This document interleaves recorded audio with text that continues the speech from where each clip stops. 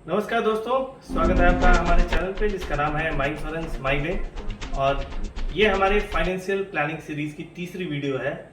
दूसरे वीडियो में हमने चर्चा की थी कि फाइनेंशियल प्लानिंग स्टार्ट कैसे करें, और उसी दौरान उसी वीडियो में हमने चर्चा किया था कि पहले आप करें रिटायरमेंट प्लानिंग। रिटायरमेंट प्लानिंग के एवेन्यूज़ की जब बात हुई थी तो उसमें मैंने जोर दिया था कि आप एनपीएस पे आप फोकस कर सकते हैं। नेक्स्ट था हमारा एलआईसी का जीवन उमंग प्लान।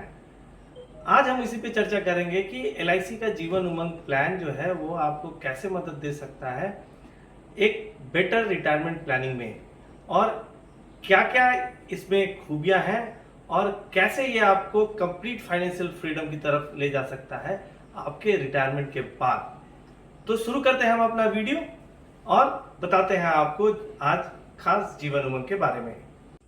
तो चर्चा करें हम जीवन उमंग पे, इससे पहले कुछ बातें मैं रिमाइंड करना चाहूंगा जो मैंने पिछले वीडियो में आपसे डिस्कस किया था। वो ये, नंबर 1 कि रिटायरमेंट प्लानिंग में आपको जरूरी किन किन चीजों की होती है। तो पहली होती है वो होती है लिक्विडिटी आपके रिटायरमेंट के बाद। लिक्विडिटी कहने का मतलब ये है कि आपके रिटायरमेंट के बाद भी आपके पास इतना पैसा हो कि अगर कोई इमरजेंसी खर्चे की आवश्यकता पड़ जाए तो आप वहां से उसको मीट आउट कर सके। दूसरा होता है हमारा रेगुलर इनकम।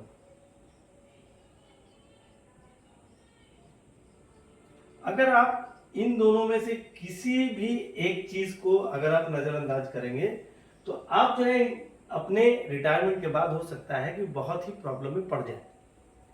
तो रेगुलर इनकम की अगर हम बात करें यहाँ, तो इसमें आपको याद होगा मैंने चर्चा की थी वो एनपीएस पे, कि एक ये टूल अवेलेबल है जिसपे कि आप अपने रिटायरमेंट प्लानिंग के लिए इन्वेस्ट कर सकते हैं, जहां से आप कोई पेंशन प्लान खरीद सकते हैं। एनपीएस की अगर हम बात करें तो इसमें मुख्य रूप से होते हैं एक टीयर 1 और दूसरा ऑप्शन अवेलेबल होता है वो है टीयर 2। टीयर 1 ये बेसिकली आपका जो एम्प्लॉयर है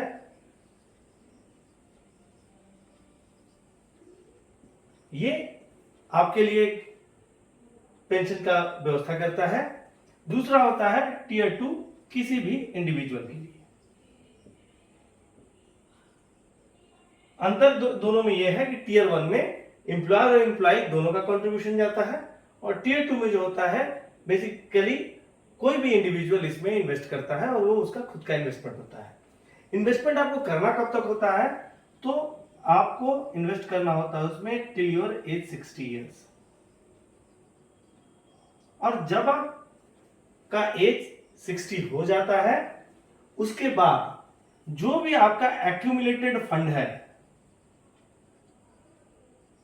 एक्यूमुलेटेड फंड कहने का मतलब यह है कि जो आपने इसमें इन्वेस्ट कर रखा है और उसका जो एप्रिसिएशन है और जो आज का फंड वैल्यू है आपका, और उस अवेलेबल फंड से आप चाहें तो उस समय जो भी उस पेंशन प्रोडक्ट अवेलेबल है उसमें आप उसको इन्वेस्ट कर सकते हैं। और अगर आप चाहें यहां से आप इन कैश करना कुछ पैसा, तो आप जो है मैक्सिमम 40% तक आप इन कैश कर सकते हैं।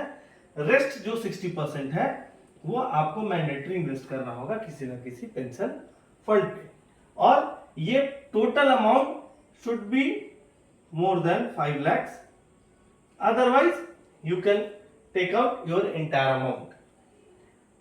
But the problem with NPS is कि आपको पेंशन कितना मिलेगा इस पे इसकी कोई गारंटी नहीं है।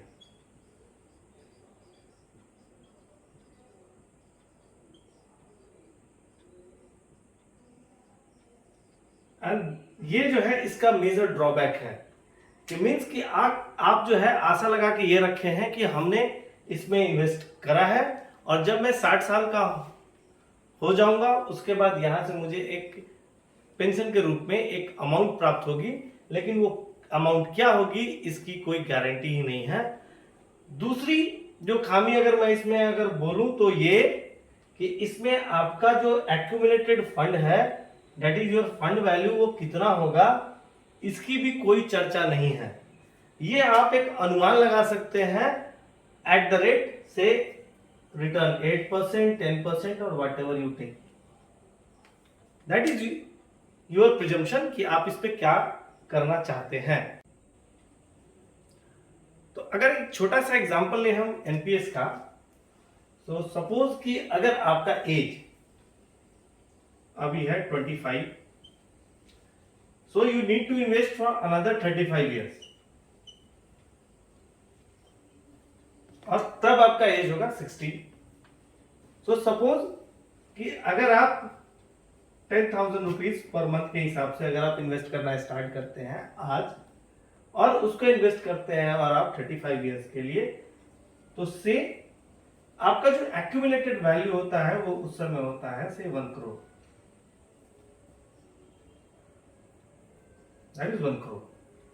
अब आपको इस पे पेंशन क्या मिलेगा, ये इसकी कोई गारंटी नहीं है। नंबर 2, अगर आप यहां से पैसा इनकैश करना चाहें तो 40% आप इनकैश कर सकते हैं, तो वो बनता है आपका 40 लाख, और रेस्ट अमाउंट जो बचता है आपका 60 लाख, इसको आपको इन्वेस्ट करना होगा किसी न किसी पेंशन प्लान में। जो सबसे बड़ी प्रॉब्लम यहां ये है वो है रेट ऑफ इंटरेस्ट की, कि वो क्या होगा, रेट ऑफ इंटरेस्ट। तो थोड़ा चर्चा करते हैं हम इंडिया में इंटरेस्ट के हिस्ट्री पे। अगर आप जाएं अगर 94, 95 के आसपास, 1994, 1995 में, तो यहां पे उस समय रेट ऑफ इंटरेस्ट हुआ करता था करीब करीब 12%। नेक्स्ट अगर आप डाउन द लाइन आए टिल 2004 एंड 5, ये था समवेयर अराउंड 9%। थोड़ा और आगे जाएं अगर आप 15-16 तक पहुंचे, 2015-2016 तक, तो ये करीब करीब नियर अबाउट था 7.75% टू 8% ये हुआ करता था।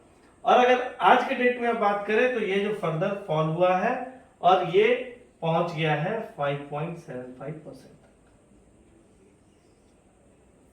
तो अगर आप 1994 से अगर आप यहां 2020, 2021 का अगर आप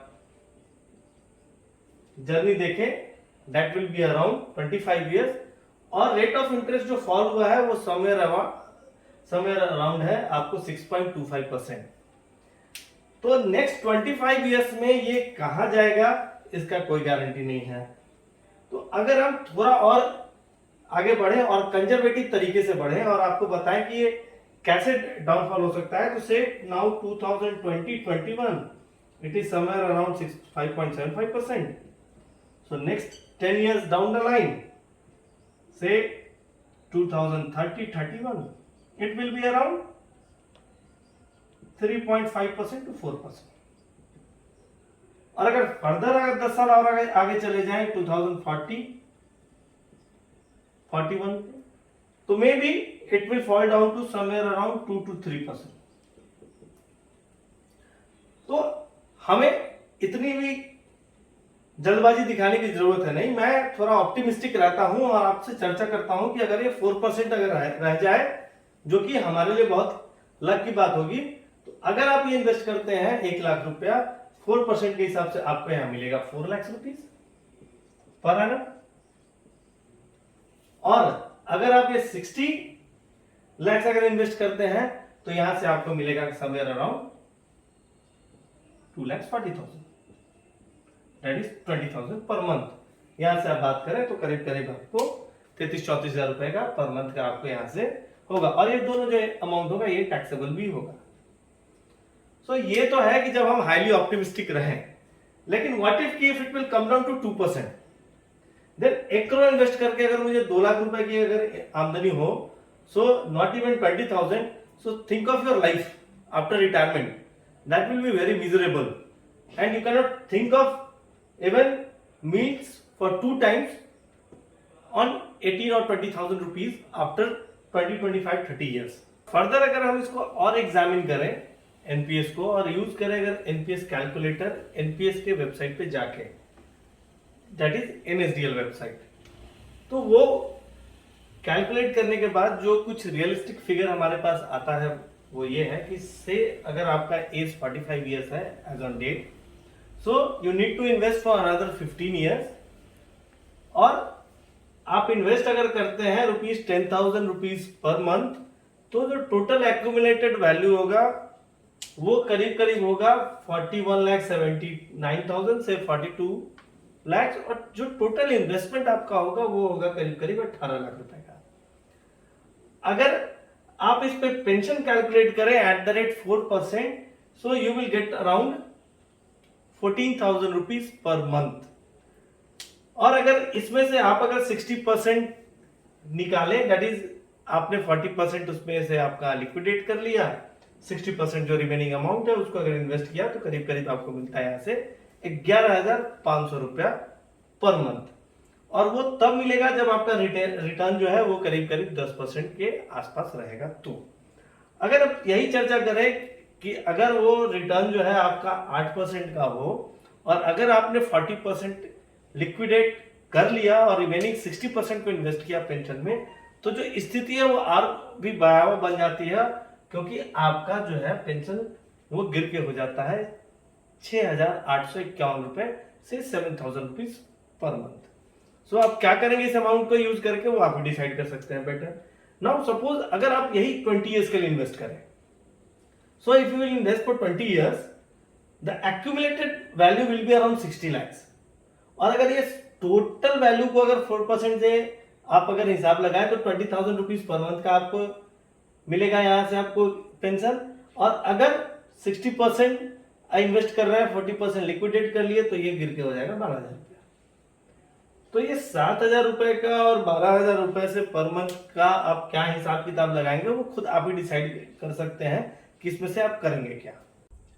और जो सबसे खराब स्थिति यहाँ होती ये है कि जो पैसा आपने लिक्विडेट किया है, अगर से यहाँ 60 लाख रुपीस आपका एक्यूमुलेटेड वैल्यू है और यहाँ से आपने 40% अगर लिक्विडेट किया और ये बनता है 24 लाख रुपीस, सो ये एक अमाउंट आपके पास रह जाएगा पूरी लाइफ के लिए, आपका कोई भी इमरजेंसी खर्चे को मीट आउट करने के लिए। और you can say in a short term that will be your emergency fund which will not be enough to meet out any emergency which will arise in your life। तो इसके साथ साथ जो है आपको करना होगा कुछ और इन्वेस्टमेंट, और इसके लिए जो है LIC का जीवन उमंग जो है वो एकदम परफेक्ट इन्वेस्टमेंट है अगर आप करें। और इससे पे अगर 2-4 लाइन हम आपसे और भी चर्चा करें तो ये कि मैंने बहुत से लोगों को सुना है पेंशन पे चर्चा करते हुए और वो बहुत सा ज्ञान देते हैं, लेकिन रियलिस्टिक फिगर बताना वो किसी के पल्ले की बात है नहीं, वो कोई आपको बता नहीं सकता। और ये याद रखें कि अगर आपने सही से इसको प्लान नहीं किया तो फिर भैया आपको पड़ सकता है बहुत ही महंगा। और कुछ एवेन्यूज हैं हमारे पास अवेलेबल जिसको अगर आप यूज करें तो आपका जो रिटायरमेंट के बाद का जो लाइफ है वो बहुत ही अच्छा बन सकता है। और दूसरा जो मैं स्थिति आपसे यहाँ चर्चा करना चाहूंगा वो ये कि आपके पास आने वाले समय में आपके पास गवर्नमेंट की तरफ से कोई भी जो है अवेलेबल आपके पास ऐसा रिसोर्स नहीं होगा जिसको कि यूज करके आप जो है कोई पेंशन आप वहां से पा सके। द पॉइंट इज कि गवर्नमेंट जो है वो आज भी इस स्थिति में नहीं है कि वो ये खर्च और आगे बढ़ा सके, क्योंकि ये एक ऐसा बोझ है जो कहीं ना कहीं से हमारे इकोनॉमी को बहुत ही हार्म करता है। मैं फिर से दोहराऊंगा कि एनपीएस से बढ़िया टूल आपके लिए अवेलेबल भी नहीं है। जरूरत यह है कि आप जो है सिर्फ और सिर्फ एनपीएस पे डिपेंडेंट ना रहे, इसके साथ भी बहुत से ऐसे रिसोर्सेज है जिसको आपको जरूरी है उस पर फोकस करना। और अगर आप सही से अगर प्लान करें तो आप जो है एक बहुत ही बढ़िया रिटायरमेंट प्लान अपने लिए कर सकते हैं।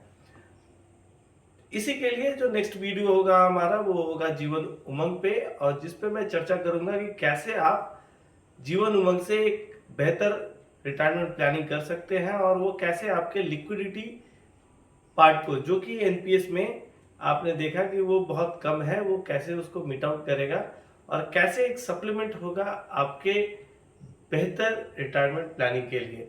तो इस वीडियो के लिए इतना ही, और नेक्स्ट वीडियो जल्दी हमारा आएगा जीवन उमंग पे, और उसके बाद मैं दोनों को क्लब करके आपको दिखाऊंगा कि कैसे आपके लिए ये एक बेहतर ऑप्शन बन सकता है।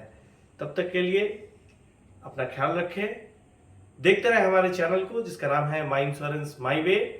प्लान करते रहे अपना retirement. Thank you, thanks a lot.